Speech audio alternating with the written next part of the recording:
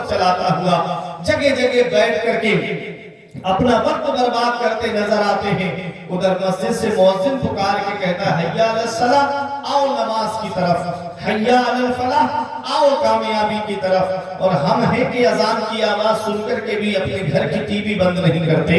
ایک ہم ہیں کہ اللہ کے گھر سے آواز آ رہی ہے اور ہم گھر میں باتوں میں مشغول نظر آتے ہیں۔ میرے عزیزوں، وہ پتا پیڑ سے گر جاتا ہے جو اللہ کے ذکر سے غافل ہو جاتا ہے، وہ جانور ذبح کر دیا جاتا ہے جو اللہ کے ذکر سے غافل ہو جاتا ہے، وہ مچھلی شکار ہو جاتی ہے جو اللہ کے ذکر سے غافل ہو جاتی ہے، وہ گھاس کاٹ لی جاتی ہے جو اللہ کے ذکر سے غافل ہو جاتی ہے۔ آج ہمارا حال کیا ہے؟ آج ہم اپنے رب کی عبادت سے دور نظر آ رہے ہیں۔ جمعے کی جمعے وہ بھی جائے گا اور بار بار گھڑی کو دیکھے گا اور بار بار گھڑی دیکھ کر کے یہ سوچے گا کتنی جلدی امام صاحب جمعے کی نماز پڑھائیں، تکبیر ختم کریں اور میں اپنے گھر پر جاؤں۔ یہ حال آج ہمارا ہوتا جا رہا ہے۔ 2-2 گھنٹے بیٹھ کر کے فلمیں دیکھیں گے، مسجد میں 10 منٹ اللہ کی عبادت کے لیے نہیں جائیں گے، 2.5 گھنٹے بیٹھ کر کے سیاست کی باتیں کریں گے اور جا کر کے 10-15 منٹ اللہ کی عبادت نہیں کریں گے۔ پھر رونا روتے کہ مسلمان پریشان بہت ہیں، مسلمان ستایا بہت جا رہا ہے۔ میرے عزیزوں، جب بھی کہتا ہوں یا اللہ میرا حال دیکھ، حکم ہوتا ہے اپنا نامہ اعمال دیکھ۔ آج ہمارے نامہ اعمال میں کوئی ایسی نیکی نظر نہیں آتی جس پہ سینہ تان کے کہیں کہ یہ نیکی ہم کو جنت میں لے کے جائے گی۔ تم کیا سمجھتے ہو جلسے میں آ گئے، ایک بار ہاتھ اٹھا کے نعرہ لگا دیا تو جنت مل جائے گی؟ جنت ملنا اتنا آسان نہیں ہے جتنا آج ہم لوگوں نے سوچ رکھا ہے۔ ام حسبتم ان تدخلوا الجنت، کیا تم یہ گمان کرے بیٹھے ہو کہ جنت تمہیں اتنی آسانی سے مل جائے گی؟ میرے عزیزوں، اللہ رب العزت نے قرآن میں فرمایا وَلَنَبْلُوَنَّكُمْ بِشَيْءٍ مِّنَ الْخَوْفِ وَالْجُوعِ وَنَقْصٍ مِّنَ الْأَمْوَالِ۔ اللہ فرماتا ہے ہم ضرور تمہارا امتحان لیں گے، ہم ضرور تم کو آزمائیں گے۔ کبھی بھوکا رکھ کے آزمائیں گے، کبھی مال کی کمی کے ذریعے آزمائیں گے، کبھی پھلوں کی کمی کے ذریعے آزمائیں گے۔ اللہ رب العزت فرماتا ہے کبھی ہم خوف کے ذریعے آزمائیں گے، کبھی ہمیں بھوکا رکھ کے آزمایا جائے گا، کبھی ہم کو ڈرا کر کے آزمایا جائے گا، کبھی ہمارے پھلوں میں ہمارے کاروبار میں نقصان دے کر کے ہم کو آزمایا جائے گا۔ آپ نے دیکھا نہیں آپ کے علاقے میں بہت جلدی سیلاب آ جاتا ہے، آپ بہتر جانتے ہو مجھ سے، فصل تیار ہوتی ہے کٹنے والی ہوتی ہے، اچانک سے سیلاب آئی ساری فصل ختم ہو گئی۔ میرے عزیزوں، ایسے موقع پہ ہمارا امتحان ہے کہ ہم زبان سے اللہ کا شکر ادا کرتے ہیں یا ہم اس زبان سے ناشکری کرتے ہیں۔ میرے عزیزوں، ہمیں ہر حال میں اللہ کا شکر ادا کرنا ہے۔ ہمارے پاس تو اتنی کوئی پریشانی نہیں آئی، آج ہماری اولاد بھی سلامت ہے، ہمارا گھر بار بھی سلامت ہے۔ آؤ میں آپ کے ایک پیغمبر کا ذکر سناتا ہوں۔ حضرت ایوب علیہ السلام کا نام آپ نے سنا ہوگا۔ حضرت ایوب علیہ السلام ایک اللہ کے پیغمبر گزرے ہیں۔ میرے عزیزوں، آؤ ذرا دیکھو، حضرت ایوب علیہ السلام اللہ کے نبی ہیں، اللہ کے نبی ہیں، اللہ کے پیغمبر ہیں۔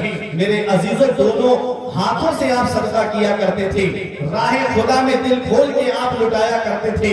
اللہ رب العزت نے فرشتوں کو حکم دیا، فرشتوں آسمان پر میرے ایوب کا ذکر کرو۔ فرشتے آسمان پر حضرت ایوب کا ذکر کر رہے تھے۔ اس وقت ابلیس کا آسمان پر جانا بند نہیں ہوا تھا، اس کو زمین پہ بھیج دیا تھا۔ یہ آسمان پہ جاتا تھا، فرشتوں کی باتیں سنتا تھا۔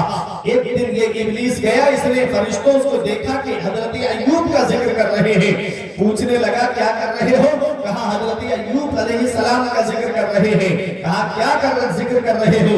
کہا وہ راہ خدا میں سجدہ دیتے ہیں، وہ راہ خدا میں اپنا مال لٹاتے ہیں۔ ابلیس کہتا ہے جس کے پاس ہوگا وہ تو لٹائے گا ہی، اس کے پاس تو دولت ہے، اس کے پاس تو سرمایہ ہے، اس لیے وہ راہ خدا میں لٹاتا ہے۔ مال نہیں ہوگا تب اللہ کا شکر ادا نہیں کرے گا۔ اللہ رب العزت نے ابلیس سے فرمایا، ابلیس تو یہ سوچتا ہے کہ میرا پیغمبر جب اس کے پاس مال نہیں ہوگا تو مجھے یاد نہیں کرے گا، اولاد نہیں ہوگی تو وہ مجھے یاد نہیں کرے گا۔ ابلیس کہتا ہے ہاں مولا۔ اللہ رب العزت نے فرمایا تو کیا چاہتا ہے؟ اس نے کہا میں ایوب کا امتحان لینا چاہتا ہوں۔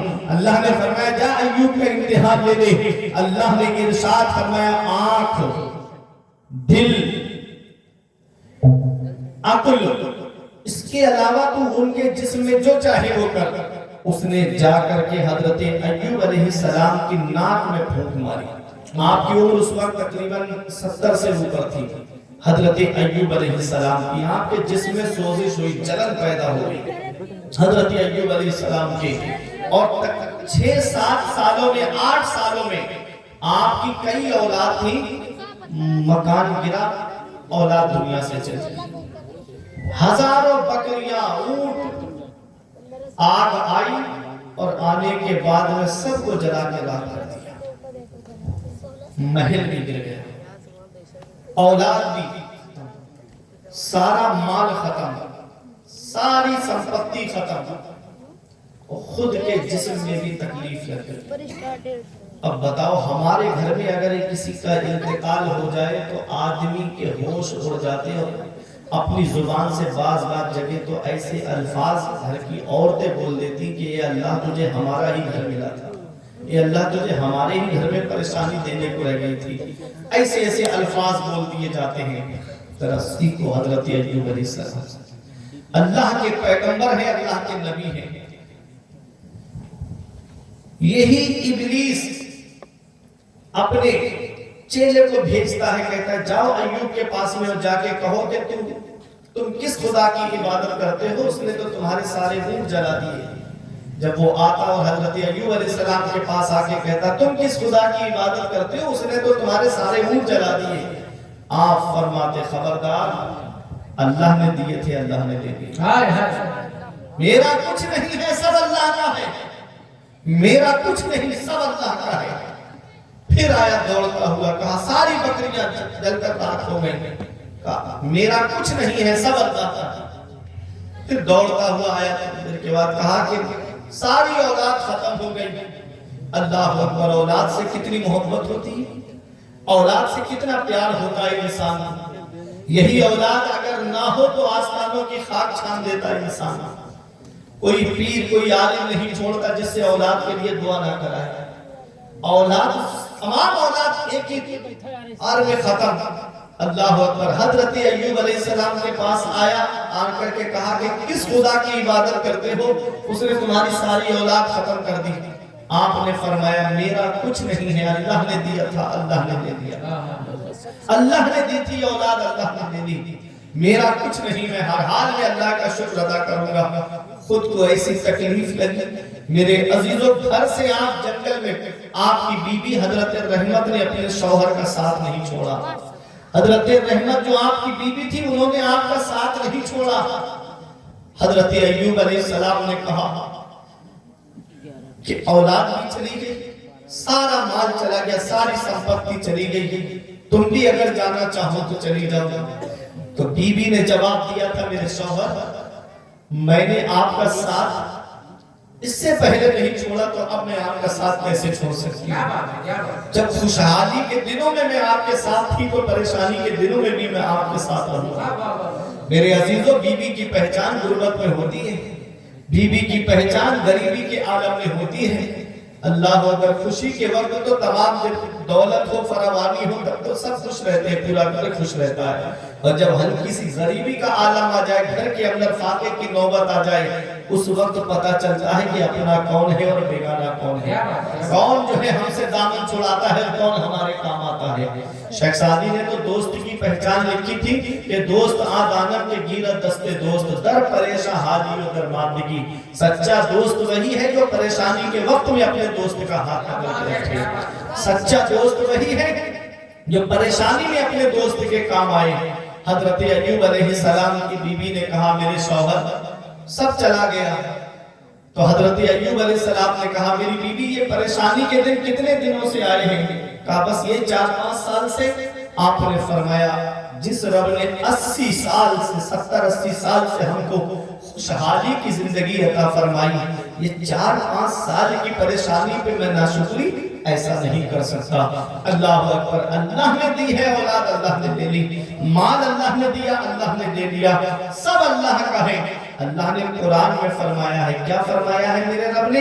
رب نے فرمایا ہم ضرور تم کو آزمائیں گے، کبھی بھوکا رکھ کے آزمائیں گے، کبھی تمہاری جانوں کے ذریعے آزمائیں گے، کبھی مال کی کمی کے ذریعے آزمائیں گے، کبھی بزنس میں نقصان ہوگا اس سے آزمایا جائے گا، کبھی فصل برباد کر کے آزمایا جائے گا۔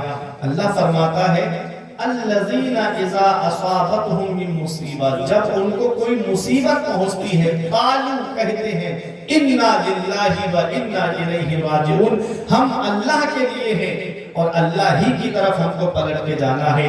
سب کچھ اللہ نے دیا ہے اور اللہ ہی نے لے لیا ہے۔ میرے عزیزوں خوشخبری ان کے لیے ہے جو صبر کرتے ہیں، صبر کرنے والوں کے لیے خوشخبری ہے۔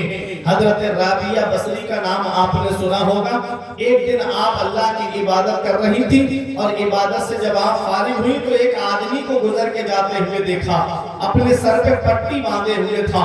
حضرت رابعہ بصری نے پوچھا تم نے یہ پٹی سر پہ کیوں باندھی؟ اس نے کہا میرے سر میں درد ہو رہا ہے اس لیے میں نے یہ پٹی باندھی ہے۔ آپ نے فرمایا اس سے پہلے اللہ نے جب تم کو آرام کی زندگی دی تو تم نے شکر کی پٹی تو کبھی سر پہ نہیں باندھی، آج ہلکا سا درد کیا ہو گیا تم نے ناشکری کی پٹی باندھ لی۔ اللہ اکبر۔ میرے عزیزوں کیا پتا چلا کہ ہمیں ہر حال میں اللہ کا شکر ادا کرنا ہے۔